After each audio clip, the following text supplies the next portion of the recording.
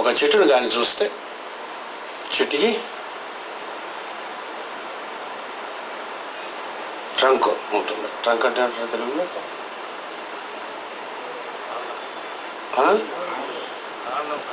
కాండం ఉంటుంది. వాటికి ఏమిటంటే బ్రాంచెస్ ఉంటాయి. ఆ తర్వాత ఏమిటంటే పువ్వులు ఉంటాయి. ఆ తర్వాత కాయలు ఉంటాయి, పళ్ళు ఉంటాయి. ఇదంతా ఎక్కడి నుంచి వస్తుంది? భూమిలో వేసినటువంటి సీడ్ వల్ల వస్తుంది. ఆ సీడ్కి కావాల్సినటువంటి ఇందాక మనం ముందు దాంట్లో చెప్పుకున్నాం, 2 కావాలి. ఏంటి? నీరు ఒకటి, వేడి ఒకటి. వాటర్ అండ్ ఫైర్ లేకుండా ఆర్గానిక్ మ్యాటర్ లేదు.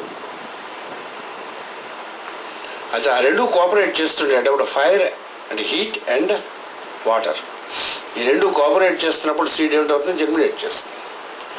సీడ్ వచ్చినప్పుడు ఆ పైగా రావడానికి ఉండేటువంటి మొట్టమొదటి బీజంలో ఉండే హోమోజినిటీ కానీ మీరు కానీ తెలియకపోతే తెలియదు అన్నాడు.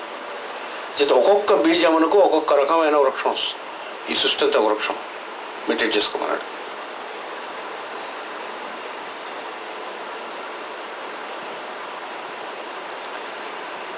ఎవ్రీ హ్యూమన్ బీయింగ్ కూడా ఒక సీడ్ నుంచి వచ్చినటువంటి వాడు.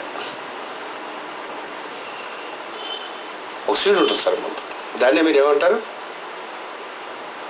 సైన్స్లో ప్రోటైల్ అనే పేరుతో పిలుస్తారు దాన్ని.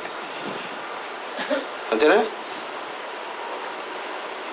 ఇప్పుడు ఏదో స్టెమ్ సెల్ కొత్తగా కొనుక్కున్నారు, ఏదో పేరు మార్చి ఉండొచ్చు.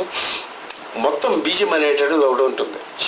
క్షేత్రజ్ఞ విభాగం అనేటటువంటిది భగవద్గీతలో ఉండేటటువంటి దాంట్లో ఆయన స్వామి కృష్ణుడు క్లియర్గా ఎక్స్ప్లెయిన్ చేశాడు. ఇది ఎప్పుడైనా చెప్పుకున్నాం లోపల అవే ఎక్స్ప్లెనేషన్.